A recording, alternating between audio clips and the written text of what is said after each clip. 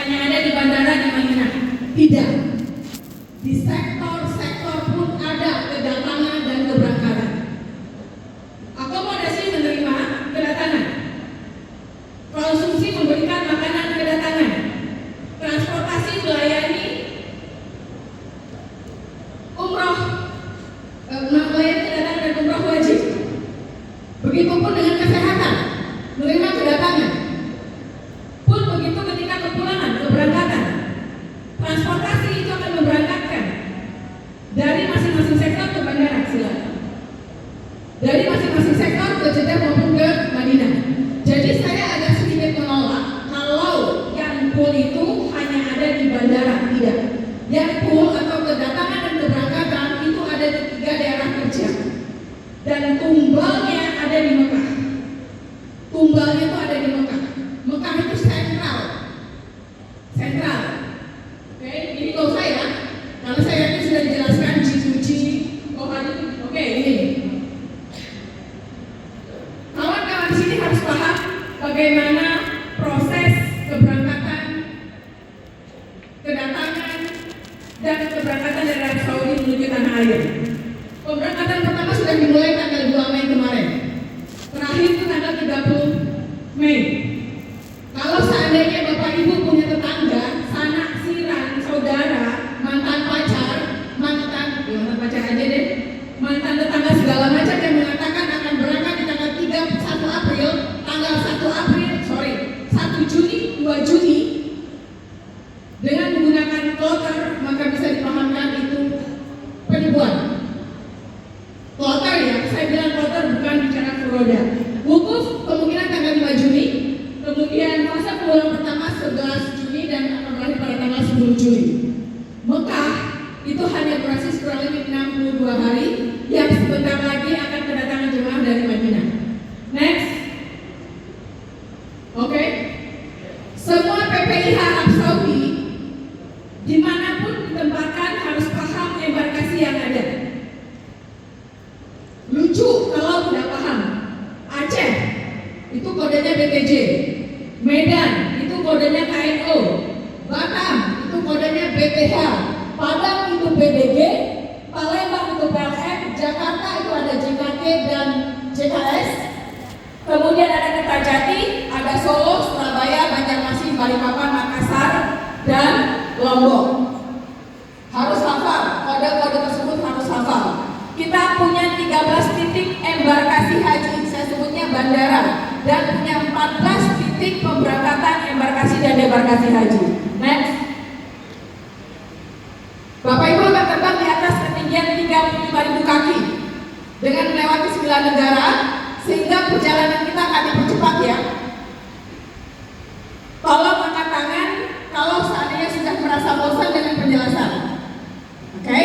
Baik, kita sekarang sudah memasuki 35.000 kaki. Di Zipcap, saya punya sahabat di sana, Captain Afandi, dia seorang pilot pun sekarang, setiap tahun dia selalu mengawal kami dalam proses standar penerbangan dari pesawat. Dan tahun ini welcome to Hajj Camp, Captain Afandi namanya. Jam terbangnya luar biasa. Baik, layanan kedatangan keberangkatan, rencana operasional haji tadi yang saya bilang, kapan jemaah berangkat, kapan jemaah datang, mobilisasi dari Madinah, Mekah, Arafah, Musdalifah, Mina, kemudian balik ke Mekah, balik lagi ke Jeddah. Kapan datang, kapan keluar, Bapak Ibu harus paham. Dia hanya selembar kertas. RPH itu hanya selembar kertas, tapi itulah mengatur seluruh rencana operasional haji. Ketika jemaah berangkat tiba di Madinah, dia akan berada 9 hari di sana, kemudian didorong ke Mekah. Ada awal kedatangan dan ada awal terakhir kedatangan di Mekah. Pun kapan dia akan didorong, yang gelombang kedua dari Jeddah ke Mekah akan menuju Madinah, itu semuanya ada dalam siklus perhajian. Jenis dan kapasitas pesawat itu khusus teman-teman bandara. Kita hanya menggunakan 2 tipe sekarang, 777 dan Airbus. Dan kita menggunakan 3 airline saat ini. Ada Garuda, ada Lion, dan ada Saudia. Garuda akan mengangkut Aceh, Medan, Jakarta Pondok Gede, Balikpapan, Lombok. Ada kurang lebih 90.000 jemaah yang akan diberangkatkan dengan menggunakan 2 tipe pesawat, termasuk Solo, termasuk Solo yaitu Level 7 dan Airbus. Kawan-kawan nggak perlu menghafal kapasitas pesawat karena sudah ada di Siscohat. Siscohat menjadi tumpuan dari semua pusat sumber data.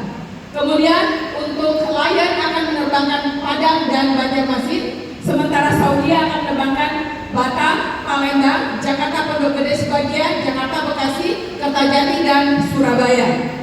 Oke? Alur perjalanan jemaah haji, kecepatan nggak saya? Kecepatannya? Ya. Ya cepat. Mas, biar kita tepat waktu, saya cuma dikasih waktu 60 menit. Pas ya? Oke. Bapak jadwal penerbangan ada. Kemudian alur perjalanan jemaah haji. Bapak Ibu akan mendapatkan di Mekah. Ini puncaknya itu luar biasa nanti pada saat pertemuan gelombang 1, gelombang 2. Oke? Jemaah haji yang terbang menuju Madinah itu akan pulang lewat Jeddah.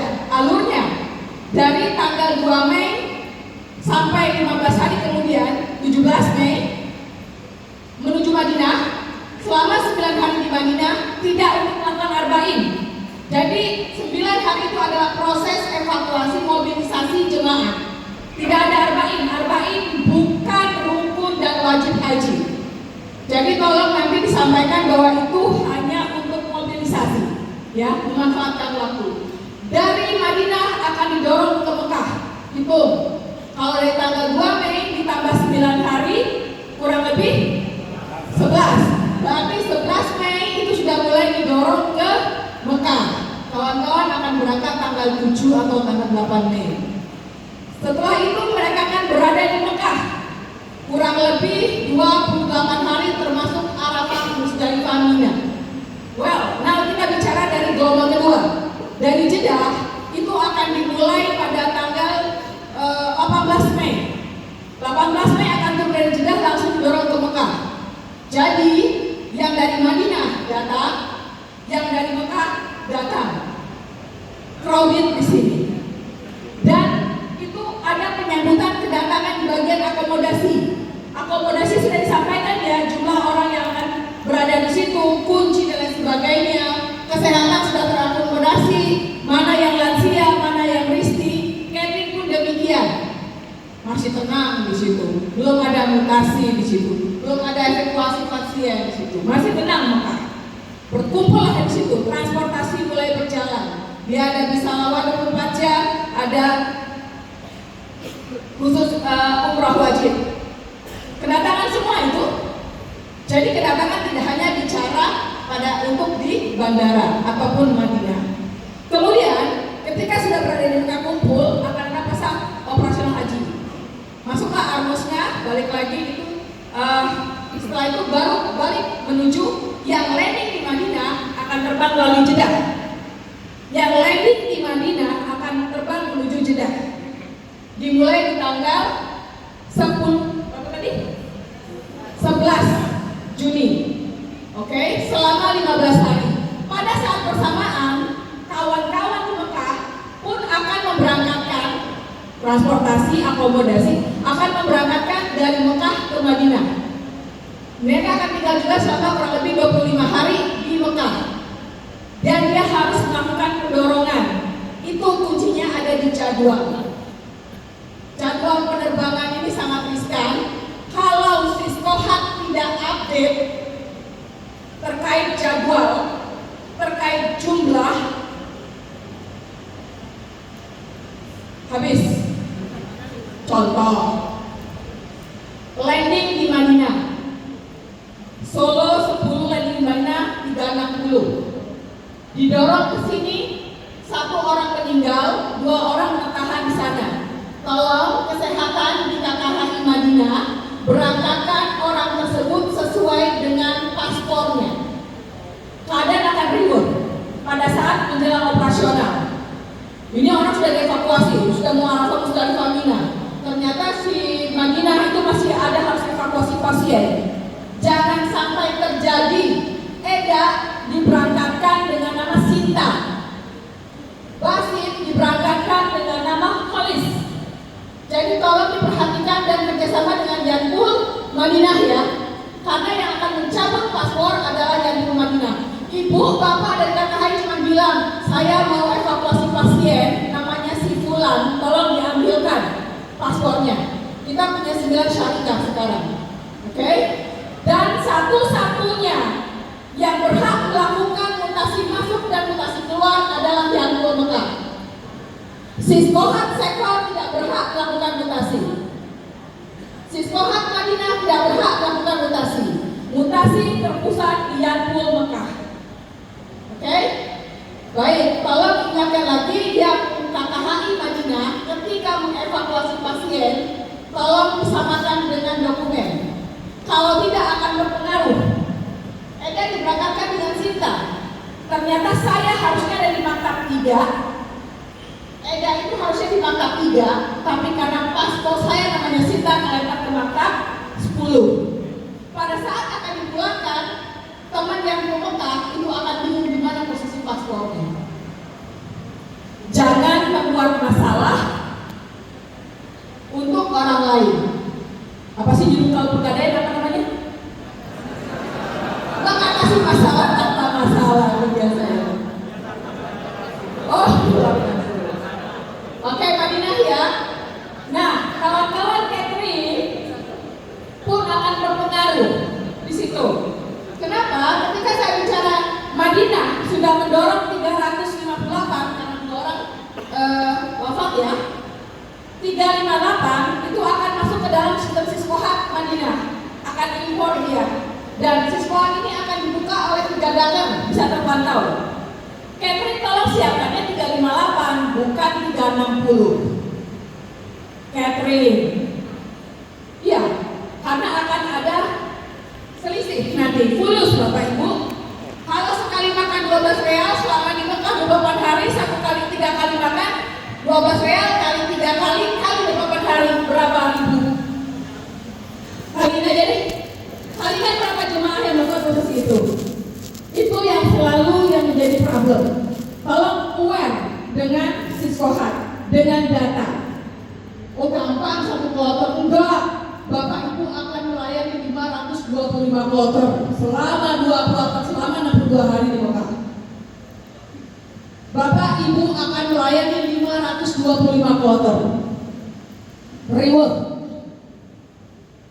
Transportasi Madinah, tapi selalu bermasalah. Sorry Madinah mengirim 360 orang.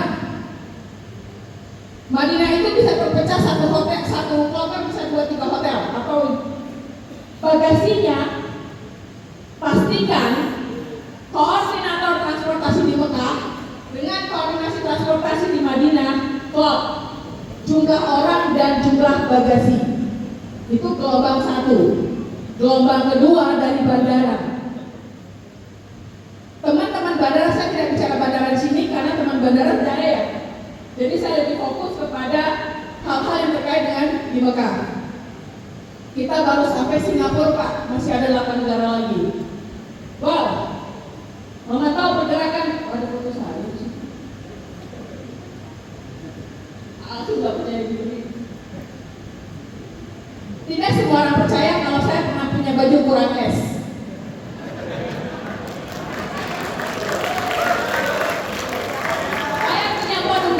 Bapak Ibu, pada saat kita saya ukurannya S. Kemudian ukuran M, L, XL, dan sekarang double XL.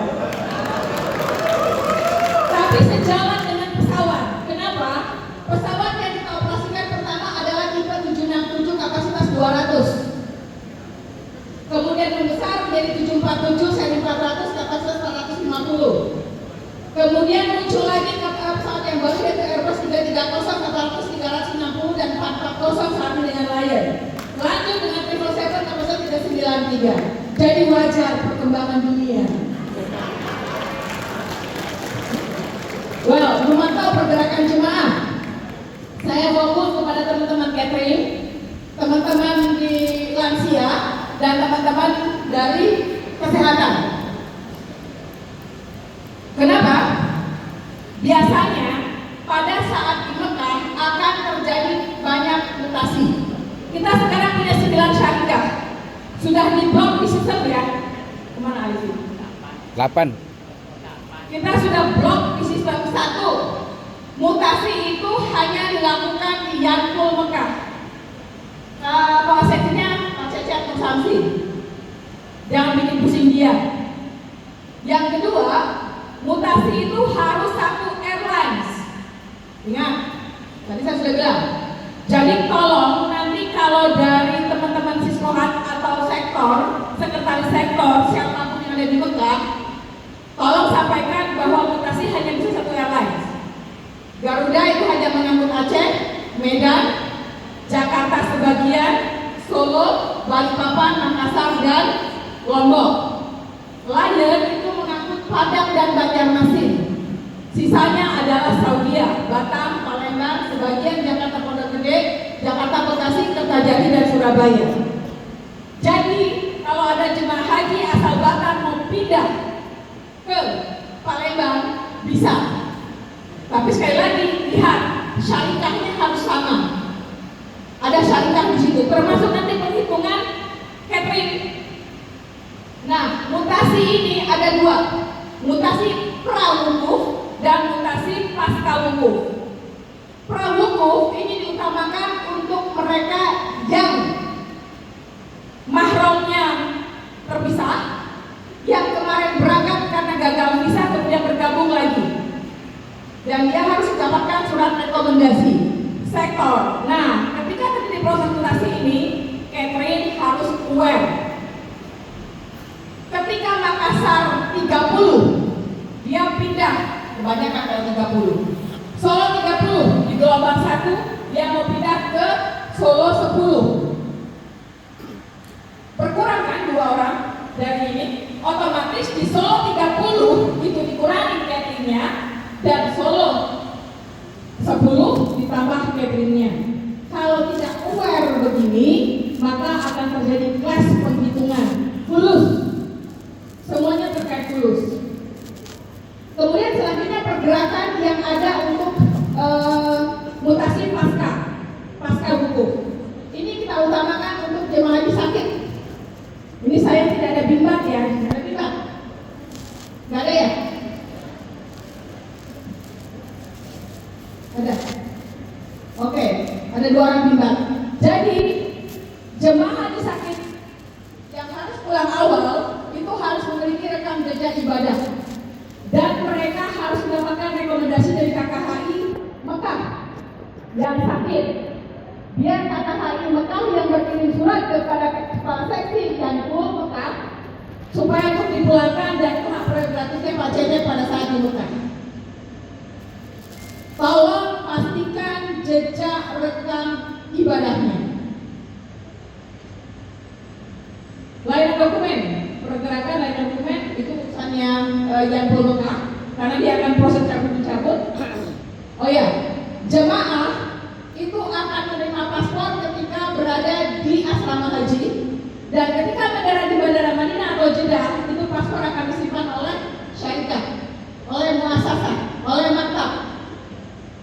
Jadi pada saat pastikan transportasi, ketika jemaah akan berangkat dari Mekah ke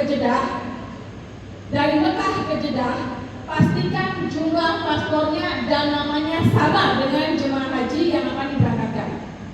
Pun dari Mekah ke Madinah, transportasi itu yang nanti akan gini-gini. Karena bagian dia yang akan mengetahui berapa yang akan berangkat, berapa yang datang, jumlah bagasinya berapa. Kalau seandainya bagasi jemaah tidak ketemu, transportasi yang dikejar. Kalau jemaah haji keteteran, transportasi yang dikejar. Kasihan transportasi pada tugasnya yang mengangkut. Pelayanan jemaah haji sakit untuk kedatangan memantau barang-barang jemaah. Sebenarnya ini kalau memantau barang-barang jemaah itu juga bagian hanya memantau, tidak ikut campur, karena satu-satunya negara di dunia. Berapa menit lagi saya? 1,5 jam lagi? Banyak amat. Hah? Masih ada? Gas, gas. Gas, pun.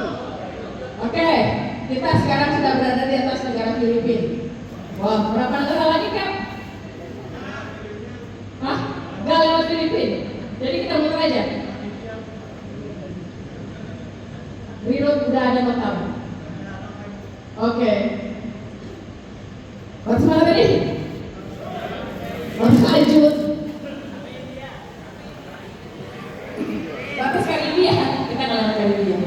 Filipin. Jemaah sakit. Barang.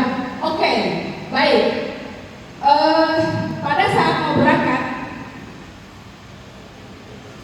pihak airlines akan melakukan penimbangan barang di hotel. Dan mereka hanya berhak mengangkut 32 kilo, 7 kilo di kabin, 32 kilo di tas bagasi. Ini tugasnya airlines. Tapi tidak ada salahnya kita juga aware kepada jemaah untuk hal-hal yang dilarang oleh penerbangan itu telah kita sampaikan. Kami akan minta kepada airlines untuk memasang spanduk-spanduk barang-barang mana yang tidak boleh dibawa. Dan kalau ada yang melakukan proses mutasi, ini sektor harus aware, si sekolah harus aware, jangan sampai dia tidak tahu kalau dia dimutasikan. Contoh, saya berangkat di Batam 15 di gelombang kedua. Harusnya saya itu masuk di Batam 10 di gelombang 1. Otomatis saya tidak ke Madinah. Tolong tanya sementara surat rekomendasi dari PPIH Embarkasi Batam, saya harus digabungkan ke kloter 10. Tolong di sektor Siskohat bertanya kembali, apakah Bapak Ibu akan pindah ke kloter 10 dengan syarat dia tidak bisa ke Madinah karena dia masuk gelombang kedua, atau dia akan tetap merasa nyaman di kloter sekarang. Kalau dia bilang tidak akan pindah, abaikan surat rekomendasi itu. Tapi kalau dia akan pindah, pastikan ketika sudah diproses, dokumen dan barang bawaannya pun ikut pindah. Ketika yang bersangkutan itu sudah menerima proses mutasi, mutasi dari Solo 30 ke Solo 15. Sektor sudah terima surat mutasi, tapi lupa disampaikan kepada ketua kloter. Sehingga saya tetap berada di kloter Solo 30. Harusnya ketika saya sudah pindah, harus dipastikan kloter 10 Solo itu ada tempat tidur untuk saya. Pun saya dikasih makan. Jadi proses perpindahan itu harus mengikuti. Ya, Catherine harus aware berapa mutasi dari sana dari sini dan secara fisikly. Kebanyakan mereka hanya akan pindah ketika menjelang berangkat. Mereka akan pindah ketika menjelang berangkat. Dan pastikan yang selalu kami alami adalah harus memulangkan pasien jemaah haji sakit bersama dengan kloter mutasi yang dituju. Dokter kloter, perawat kloter umumnya menolak. Ini harus dipastikan bahwa petugas kloter tidak boleh menolak siapapun yang diberangkatkan dipulangkan sesuai dengan aturan regulasi. Next.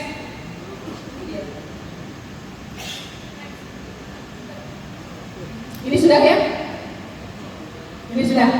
Yang tadi saya awal sebutkan tadi, yang landing di Madinah, stay di Madinah 9 hari, kemudian menuju Mekah pulang lewat Jeddah. Landing di Jeddah, langsung menuju Mekah, stay kurang lebih 4 hari, Arafah sudah di Madinah, menuju Madinah dan pulang. Itu alur ya, harus dipahami. Next. Ini nggak usah ya buat bandara. Next. Nggak usah ini ke bandara. Ini juga selesai. Oke. Kawan-kawan, ini berlaku untuk semuanya, tidak hanya untuk petugas kloter. Rokok itu bukan barang yang dilarang dalam penerbangan. Rokok tidak membahayakan penerbangan.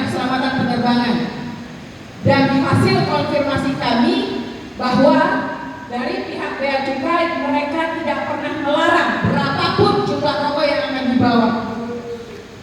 Tunggu dulu. Tapi negara tujuan menganggap akan terjadi penyelundupan kalau lebih dari itu. Jadi yang merasa ahli hisab maksimal 2 slot, titip sama tangan kiri kanan bangku. 1 tas itu maksimal 2 slot atau 200 batang. Bapak butuh berapa slot selama 62 hari? 10. Titip ibu-ibu.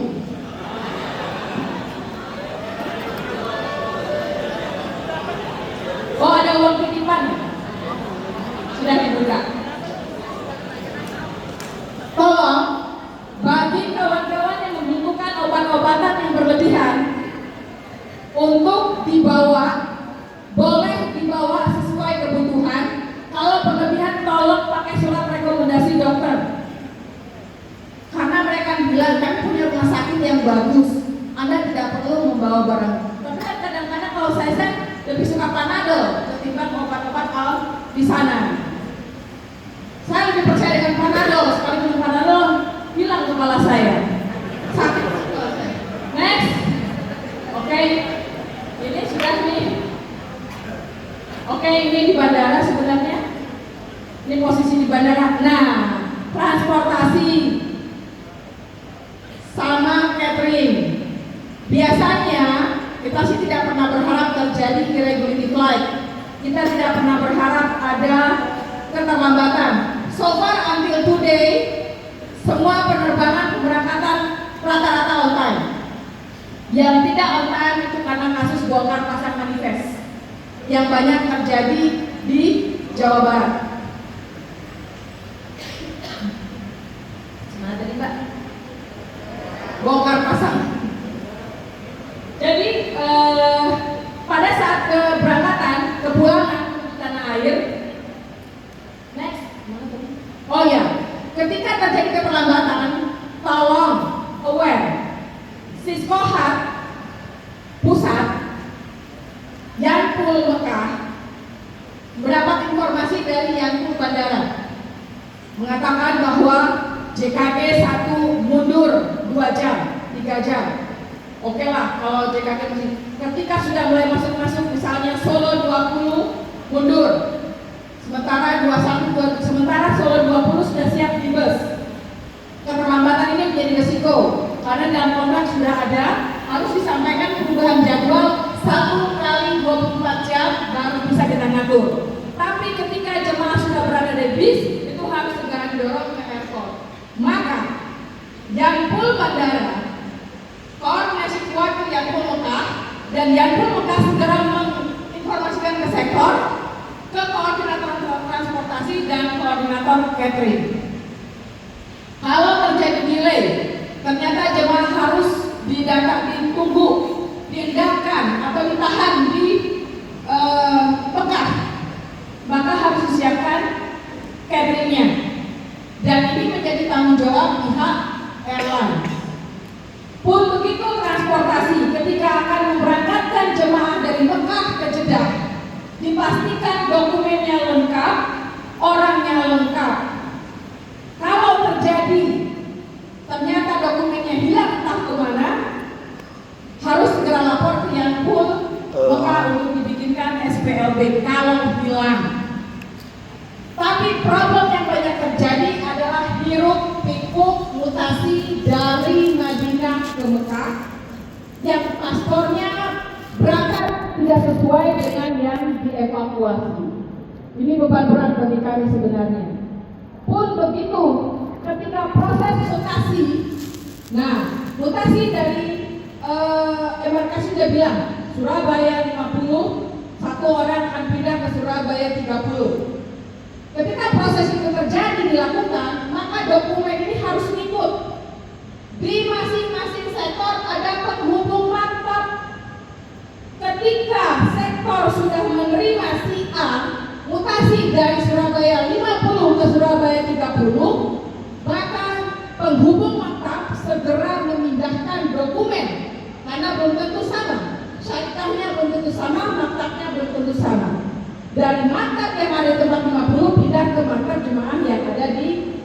2030. Meriah Bapak Ibu kalau terkait dengan mutasi. Oke, khusus untuk kawan-kawan dari KKHI Mekah, penerbangan menyediakan pengulangan rumah sakit pasca operasi, rumah sakit pada saat operasional dengan kondisi wheelchair itu 1 tempat duduk. Kalau lying down itu bisa menggunakan 3 sampai 4 tempat duduk. Kalau stretcher dia menggunakan 9 tempat duduk. Oke? Nah ini akan biasanya kawan-kawan kesehatan sudah di briefing bagaimana dia akan berkoordinasi dengan kawan-kawan PKK ketika ada evakuasi pasien. Boleh silakan, dan pada pasca hukum hak prerogatif dari KKHI untuk menempati atau memulangkan di rumah sakit. Dan Yanpul Mekah tidak akan memproses surat permintaan mutasi di rumah sakit dari ketua kloter, keluarnya dari KKHI, dengan syarat rekomendasi dari KKHI serta rekomendasi bahwa jenjang berkah ibadahnya sudah terpenuhi. Next. Oke, next. Nah ini gak usah ya, ini di airport. Next. Ini walkthrough masih proses terus. Next mas. Oke, ini gak perlu ya, karena di bandara. Oh iya, kalau ini saya butuh foto cantik. Jangan dikira petugas sudah gak masukin Zam-Zam, banyak. Ini berbagai cara jemaah untuk masukin ini foto-foto lama sebenarnya.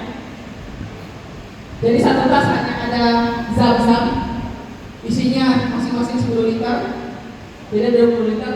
Oh kemana barang-barang ini sudah dikirim? Jangan khawatir. Next. Hasil. Tolong nanti kawan-kawan. Jadi gini, dilarang membawa Zam-Zam ke dalam koper bagasi ke dalam penerbangan bukan larangan dari Kementerian Agama. Dan ini berlaku untuk seluruh negara, tidak hanya untuk Indonesia, berlaku untuk seluruh negara. Dan kita hanya melaksanakan aturan dari General Authority of Civil Aviation. Oh ini hasilnya kita. Ya, hasil kita ini kerja teman-teman di bandara. Zam-Zam semua boleh mandi. Next. Oh iya, di dalam kaleng. Oke, ini gambaran yang mengenai jeda karena kawan-kawan Mekah. Saya mudah-mudahan ini tetap di Mekah gitu ya, tidak dideportasi ke Madinah atau ke bandara. Next. Oke.